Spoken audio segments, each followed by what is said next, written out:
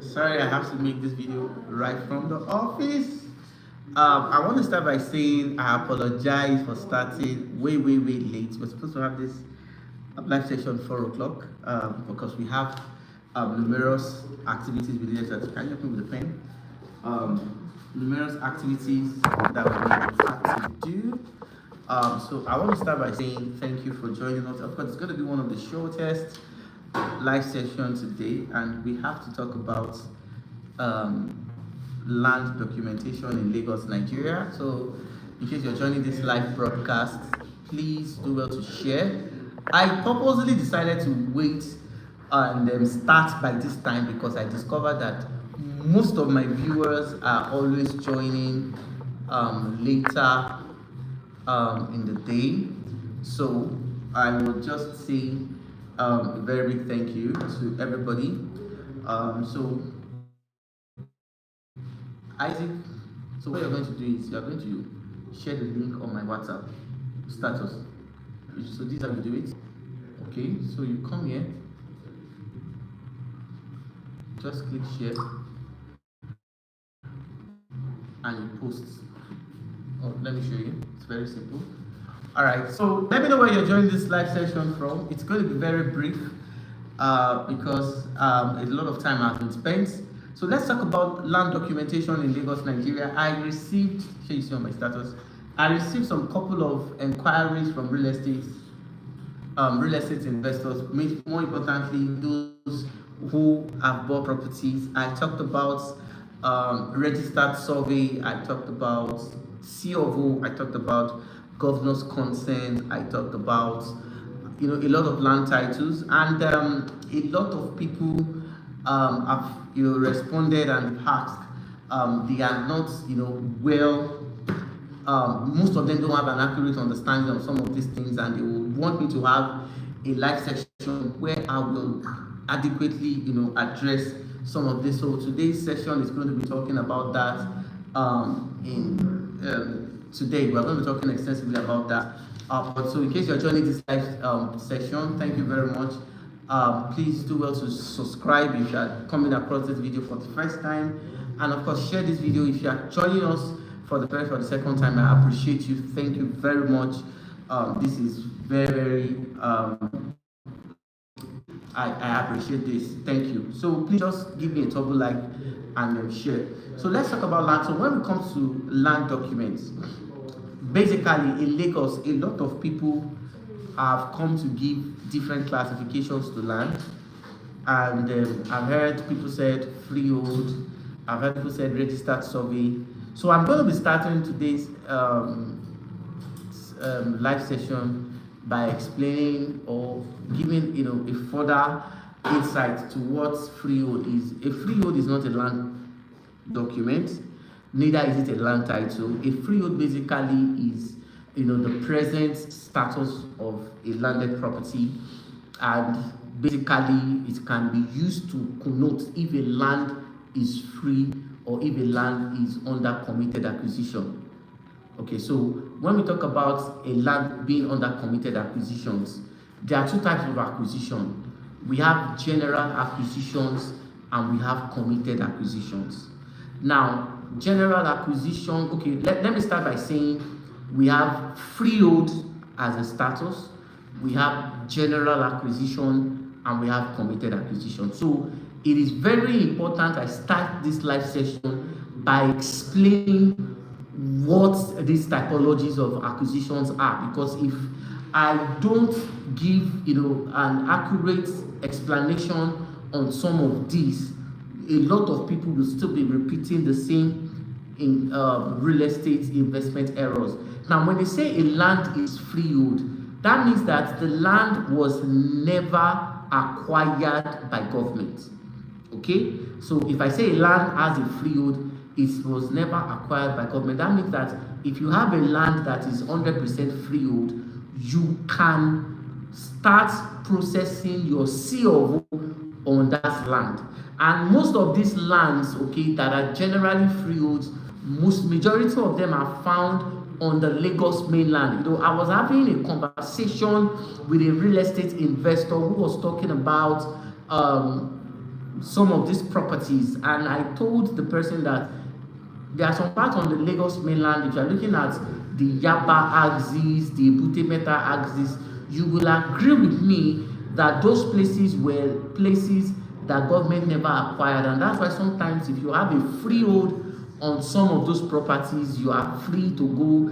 You are not going to have any issues with government, neither are you going to have issues with demolition. So most of those properties come with freehold, and even with your freehold you can start construction, because those lands were never acquired by government and they were never owned by government. So that is the first typology of land. So when they say a land is freehold, that means the land was never ever acquired by the government. The land is owned by the private individuals. Okay, so that is a freehold. Now if we now talk about the general or the global acquisition, okay, the global acquisition basically are lands that governments are interested in, but they have not released it, and it is on this global or general acquisitions that you can process an excision, a gazette, a government allocation, a C of O on them. Now the reason basically is that this land is owned by government, but government can release those lands in as much as fact that you can follow the process of what securing it, following the normal procedures by the government. So though these are lands that fall under general or global acquisition. Now the third categories of land are lands that now falls under committed acquisitions.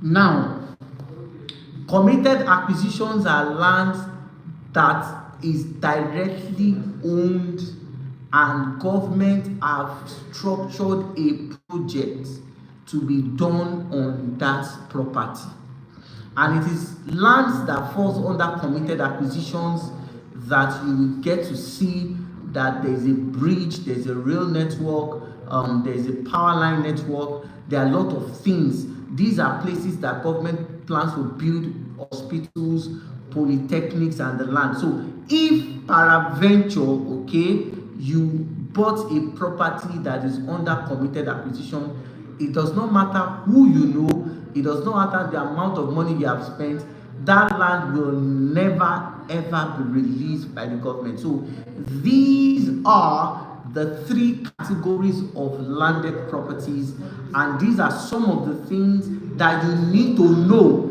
if you are buying properties. Mr. Austin Okon, hi, welcome, thank you for joining. So if you have bought any of these lands, you need to pay attention to some of those laws. So the first one is the freehold, the second one is the general, the global acquisition, and the third one is what we call the committed acquisition. So the committed acquisition, you cannot process any document on it. You cannot process a C of O, you cannot process a gazette, it can never be excised. So these things are very, very important, and we need to pay adequate attention to this. So these are the three basic classifications of land in Lagos, Nigeria. So if you have gotten this explanation very well, please, and of course if you have questions, you can also drop your questions on the comment section, because the reason why I have to explain some of these things is due to the fact that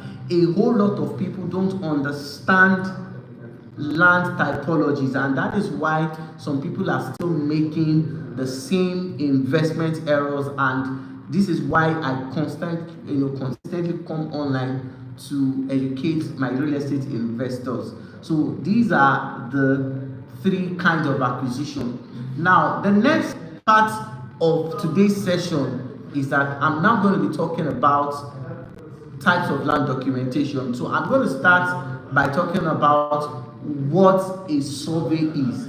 Now a survey is a document, okay, that clearly specifies the boundaries, okay, the mapped out boundaries of a landed property that has been given to an individual or group of individuals. When I talk about that, I'm presently referring to, like for instance, if you have a plot of land Your survey will reveal where your plot of land is. It will reveal the coordinates. It will reveal the location, the beacon number, the signature of the registered surveyor, and some other things. So a survey is an important land document that is also used, okay, to show if you own a land or not. And a lot of people don't understand that surveys are very, very important. Now, going further, there are two types of surveys. We have the registered survey and we also have the provisional survey.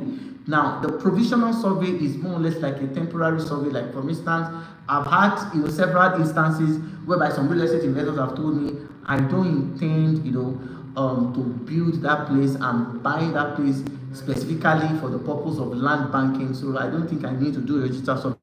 So in situations like that, okay, real estate investors can choose to do a provisional survey. But a provisional survey is more or less like a temporary survey, because once it is time for you, okay, to perfect the title of that property, you will still be required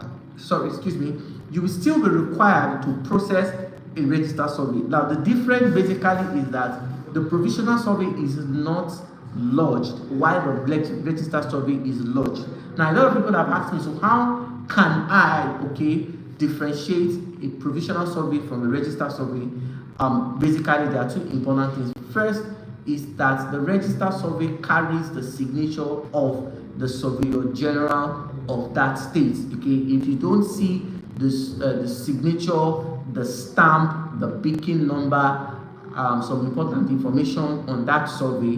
More importantly, the stamp of the surveyor, the stamp of the registered surveyor that prepared that survey, and the signature of the surveyor general. Trust me, you don't have a registered survey. So these are so with your registered survey, you can process your title easily. But if it's a provisional survey, you will still require to do a registered survey just to meet up with that. So these are some of the important informations that you need to understand as a real estate investor, more importantly in the area of land documentation as far as Lagos State is concerned. So when is it now required for me to do a title document? So I'm going to start by saying, let's talk extensively on land documentation. So I'm going to start by explaining the first land title that we have in Lagos, which is the excision.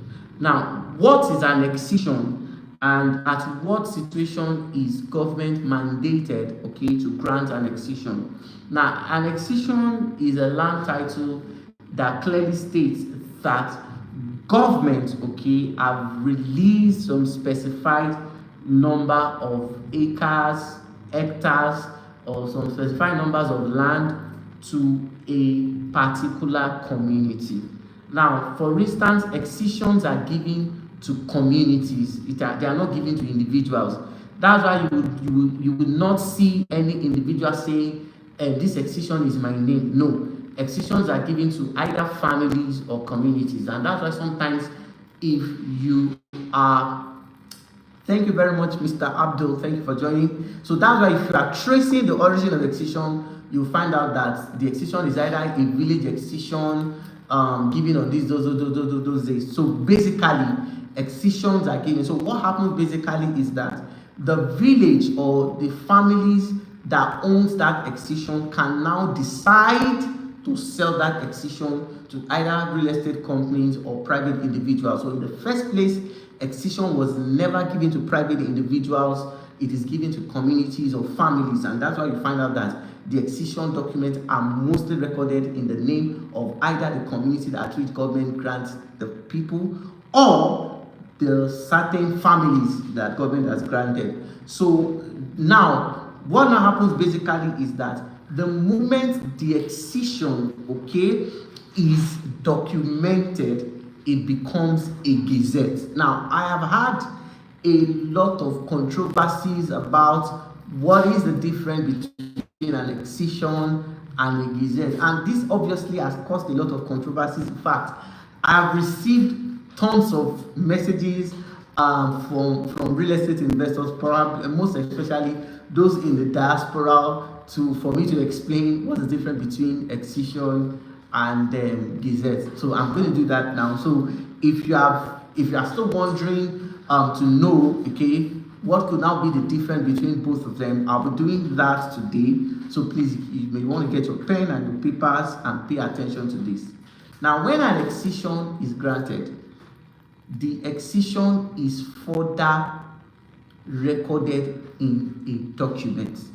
And in several instances that I have witnessed, such recordings or such publications are mostly made available. That's why you would say, you will notice that this excision was recorded in Gazette number 4, volume 8, in the year 1992-1994. So the purpose of the Gazette is for you to trace the excision. Are we together? Now, the purpose of the Gazette basically is for you to trace the excision, okay, and find out when it was given, the year it was given, the documents it was recorded, the volume. For some of real estate investors who may definitely want to search for that, okay, fine, I want to verify if this Gazette is true, if this excision is original, then you will trace it, okay, to the Gazette number, the volume at which the Gazette is recorded, the year at which that Gazette is given. So I would say a Gazette, okay, is a what? Is a signed and recorded excision. So that is the difference. Now, I was giving an instance of what happened in the Elerongbe Act. There's a lot of people have been asking questions. Now, I'm going to say this very quickly because I want us to have, an accurate understanding of some of these things so that there will not be issues in the future. Now, has been gazetted. Government cannot revoke it. They can't. It becomes extremely difficult.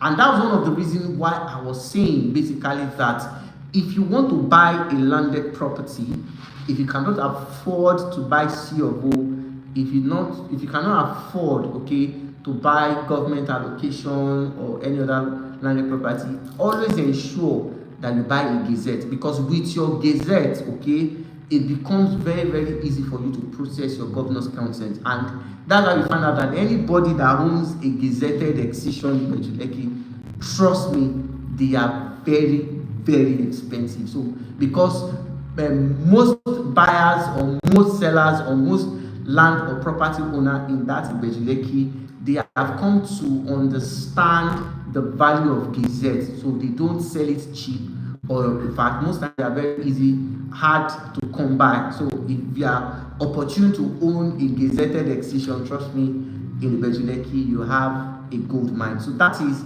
the difference between the excision and the Gazette. Now going forward is a C of O. A C of O document is a document that has been signed by the government. Like for instance, if you want to process a C of O on the land, the first thing the government do basically is that they will request for all the documents you have, like your let's say your registered survey, your tax reform. By the time you are able to do most of these things, then people from Alausa, inspectors, okay, from the Ministry of Lands in Alausa will come to that particular location to check, to do assessment, impact assessment, environmental assessment, just to inform that, just to be assured that the information you have given to them, okay, about that land correlates to what they have on their database. So when it's done, when you are able to meet some certain criteria, you can be rest assured that that C of O will be given. Now, a C of O has an expiry date.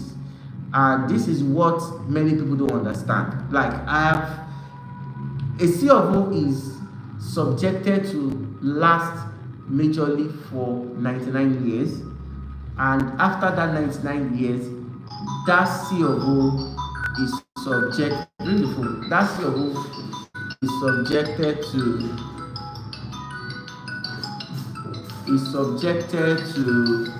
to to renewal. Renewal in the sense that after that number of years, okay, you will be, required to do what? To renew the COO. So we need to talk about that. Now, we also have a government allocation. Now, government allocation, put that phone on silent. Government allocation is a landed property, is a title on a landed property that is given if you buy land directly from government. So there are some properties in the Bejuleki axis that people approach government and they don't go through corners, because the reason why government introduced different schemes. Now, let me talk about the various government schemes that we have in Ibejuleki. Number one, we have the Ayetoro scheme, we have the Idera scheme, we have the Iberekudo scheme, and we also have the Labor City scheme. Of all the scheme, the Labor City scheme happens to be the newest of all. So if you are buying into this scheme, that means you are buying directly from government. Now, if you are buying directly from government, that means you are buying a land with a what? With a government allocation title. So when you buy, such title comes with its own layout, it comes with its own survey, and it comes down. For every government allocation that is being given, the government expects a specified years of development on that land. So if you have got a government allocation, there are some certain rules and conditions that government have stated for it. So you probably want to be, aware of this, and you also want to look at that as well. So that is that concerning government allocation title. So the next one I'll be looking at is a governor's consent. Of course, a governor's consent can be easily processed on a gazetted land. If you have a gazette in Ibejuleki, you can just simply go for a government allocation. Now, if the land, I said government allocation, if you have a gazetted property anywhere in Nigeria, you can easily process a governor's consent. That's it. So you can process your governor's consent in your name. Now, a governor's consent is also required if you have a land with a C of O title. Now, I'm going to quickly explain that. Now, because of the fact that a C of O cannot be granted twice on a particular property. So let's say, for instance, Mr. Dijare has land with C of O, and I want to sell to Madam Rose. Now, because the C of O is in my name, now what Madam Rose needs to do to transfer that C of O to her is for her to do what? To process a governor's consent. Now, the governor's consent will now become a title documentation that informs government that I, that owns the C of O, I have transferred the ownership, okay, of that property with the C of O to Madam Rose. So that is when a governor's consent is needed. So these are some of the things, some of the titles that you need to know about landed property in Lagos, Nigeria. In fact, I've not even gone far. I've received, please let me have my WhatsApp. I just got a notification that I have a couple of questions. Please keep the question coming. Keep the question coming. I would definitely want to take that. So for the question and answer, I'm going to type my number, my WhatsApp number. A lot of people have pleaded that they want to remain anonymous, and trust me, we are obviously going to stick to that. There won't be any issues whatsoever. So I have just placed my number there. That's for the question and answer. So please, if you have questions, please let me know. So I've started my question and answer poll. Okay. So please drop it. So that's my my WhatsApp number there. If you have question, +234 021 327360. Please, you can drop your question there. Okay, so that is some of the things you need to know about land documentation in Bejuleki. So I have a question here, so I'm just quickly to attend to it.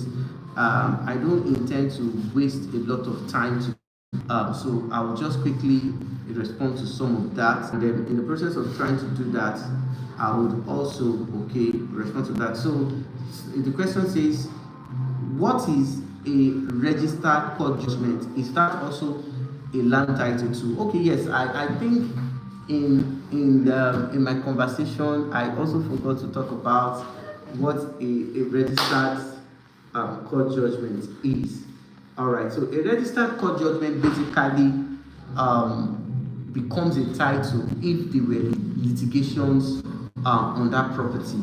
Now, the registered court judgment becomes a title regardless of what could be the root title for that particular property. Now, when I talk about regardless what becomes the root particular title for that property, what I'm trying to say in essence basically is that, all right, so what is a registered court judgment? Now, a registered court judgment is when there is a judgment on that property. Let's say, for instance, we have two people fighting about the property. Like, let me use the case of Mr. Peter Obi. I believe a lot of you people, most of my audience, you all saw when His Excellency Mr. Peter Obi came online to say government demolished his brother property, and later on, doing a very, very long investigation, we find out that government had nothing to do with it, and it was a civil matter. It was a court case between one woman who claimed to own the property and Mr. Peter Obi's brother, and they have taken the matter to court. Now, basically, you also need to understand that if you are buying properties, or if a property is under litigations, basically, it doesn't matter whether there's a COO on the land, whether it's a gazette or governor's consent. The moment the court gives a verdict on that property, like let's say they say, okay, fine, this also particular property has been awarded to this particular person or group of person. Now, that court ruling on that property becomes the title, and that is why you will see that some title comes at registered court judgment. Now, the registered court judgment will give the date at which the ruling was given, the court it was given, the name of the judge, and the month and state at which the rulings were given. So that's why sometimes a registered court judgment may suffice to become a land title in that area. So basically, it is very important that I state that as well. So when you see a registered court judgment on a particular property, it can become a title. But the only reservation or the only concern I have is that if that judgment is not given at the highest court, I think I've mentioned this before. Let's say, for instance, the judgment was given maybe at the magistrate court or at a state court. It is very important for you to understand that that judgment can be appealed. Okay, so that means whosoever the judgment is not favoring can choose to appeal that judgment at a higher court, and it depends on how the case or how the argument or how the lawyers of both parties are being able to argue their own points. So if it's a registered court judgment, what you must now do as a real estate investor is that you want to pay attention to know where the ruling was given. It is very important that you want to know where the ruling was given. So and that is why sometimes I've also explained to some level of people, to some real estate investors, basically, that in the process of doing your due diligence, you should be able to tell if a land is undergoing litigations. And one of the things I've been able to do or say basically is that I'm not always a party to a property that has that had court cases either is presently undergoing the case, or if had, or the places that have had, in time past, repeated case of judgment and the like. So sometimes I'm not always, that kind of comfortable with properties, with litigations, either past or present. I'm not. So I also have a question here. Okay, so this question basically is, how can I convert an excision land to a C of O? Okay. This one is very, very easy. The first thing basically is that you want to confirm, okay, if that land still retains its title. Yes, you want to, because there have been cases of some revoked excision in some parts, of the Elenogbe Act of Ibejuleki. So you want to confirm if the title still holds, and if you have been able to confirm if the excision has not been revoked. I think the next thing you want to do is to file for a government allocation, because if the land is excision, it was never, you have to file for a government allocation, okay? And once you file for a government allocation, once the allocation is released, then you start doing your C of O. And that is why I have always, insist on the fact that if I must buy any properties, if it does not have a C of O, because sometimes I've had, several instances of some investor says I cannot afford to buy a property with C of O, I cannot afford it. Then fine, I understand we all have a budget, but ensure that you are buying a Gazette, because with what is going on in the Bejuleki axis, it is only gazetted properties that government has not revoked, and they cannot revoke, because Gazette is published, okay, and you can set it. So with your Gazette, you can easily start processing your governor's consent, and of course it is mostly easier within number of months, weeks. Months. Within number of months, you'll be able to do what? To process your title. Did you come with the charger? My phone battery is almost down. All right, so that's okay. So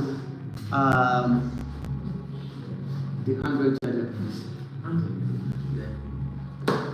So that is some of the questions. So it's going to become, we're going to be having the shortest live session today, because I actually said I was going to have this live session. So in the next 15 minutes, we should be rounding off. But before we do that, I would also take one or two questions, basically, before we call it a day. Okay, so that is it. So I also have another question here. Okay, so you talked about types of C of O. Yes. So this particular person is asking for types of C of O. Okay, now we have different kinds of C of O's, but a C of O is a C of O anyway. Only for the fact that C of O's serve different purposes. Basically, if government is issuing a C of O, it's solely dependent on what is being projected to them. Like for instance, there are lands with agric C of O's. Yes, many people may not be aware. We have agric C of O's. We have government allocated C of O's. We have residential. We have individual C of O's. Yes, these are C of O's that can come in your name, basically. So we also have industrial C of O's, but mostly it's not mostly common like that. You get to see those kind of C of O's in the area of Ikeja, most part of the mainland. We might have such C of O's also in the Bejuleki axis, but I'm yet to see one. But I've seen industrial C of O's in Ikeja and other parts of the Lagos, mainland. So yes, C of O's have different purpose, and of course, I believe they also have a time frame of their expiration date. So that is it. I hope I've been able to answer to that question. Okay, please. I'm seeing questions based on what I. Okay, so I'm receiving questions based on my last session on the Lagos Calabar Coastal Road. Oh my God! And I think the mistake I made basically was that when I started this live session, I did not beg that people should not please. I don't want us to revisit the Lagos Calabar Coastal Road, but our attempt certainly attend to this question And the reason why I definitely don't want to attend or talk about it anymore is because I have, from my ongoing understanding, a lot of people are misunderstanding this. Yes, they are, and I don't want it to seem like I'm a preacher of bad news, but basically it is also important that we say the truth regardless of who is involved or who might be offended. It is very important that we guide your interest as a real estate investor, and we tell you things the way they are. So I'm also going to be having, by the special grace of God, on Thursday, we're going to be having another live session where I'm going to be talking about how to navigate the Nigerian real estate market. So this time around, I'm going to be very, very holistic, and in our next live video, I'm going to be giving instances on the important things to consider when you are making your choice of properties. I'm also going to talk about some of the lies we were told in time past, and at the same time give one or two important strategies. And in that strategies, we are going to be looking at the impact of government policies. Today now we have a coastal road. A lot of properties have been demolished because of the construction of that coastal road. There's a train that will be coming towards that Lekki Expressway, and of course a lot of properties will also be affected because of that train. And a lot of people have been asking that must government demolish all the time when they have such gigantic project. But we're going to be talking about why government policy should play an important role when you are making a real estate decision. Because you see, sometimes most of these things, a lot of people buy properties without having an adequate understanding of government plans and regulations for that area, and it's quite unfortunate because most of these things they were in the plan.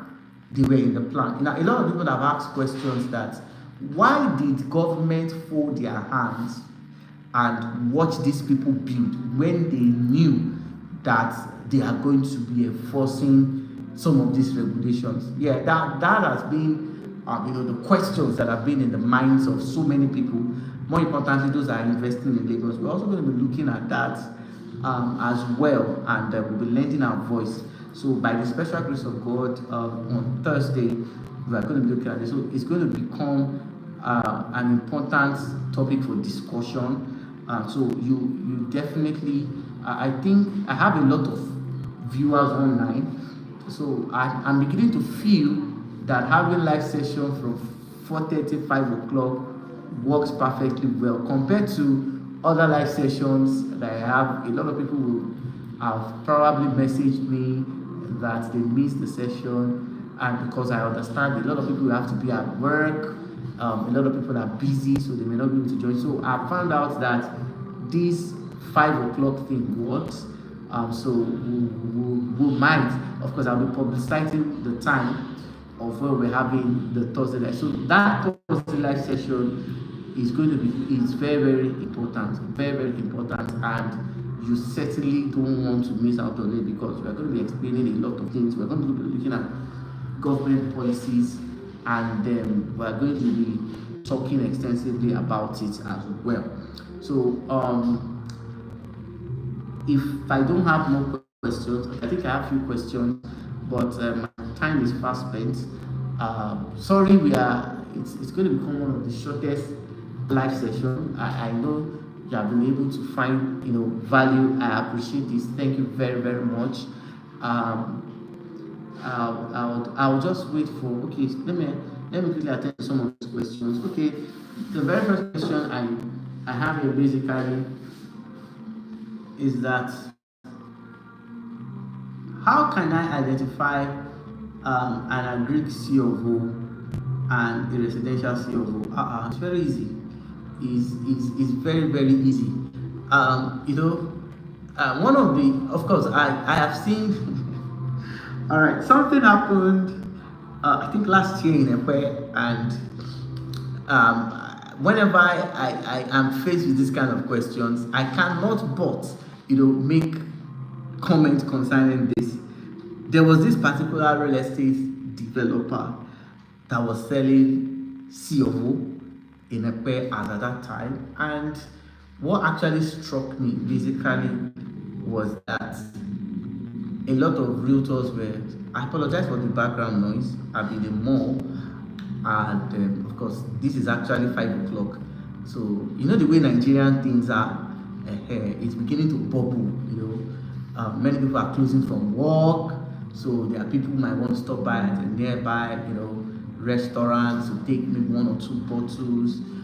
Very close to us we have clubs, we have houses, yes, and that's why sometimes I don't make my video in the office because of all these noises, because a lot of people have been saying, don't you have an office? Yeah, these are some of the reasons, because by the time you people will be online to watch my videos, most of these people are closing from work, okay, and so there's a restaurant, there's a bar, there's a cinema, and of course, see, these things are inevitable. Of course, you cannot stop people who have worked from morning till night not to definitely enjoy themselves. So I apologize for this noise. So I think our next video will be doing it from the house, so that this noise will be adequately attended to. So the property had a C of O.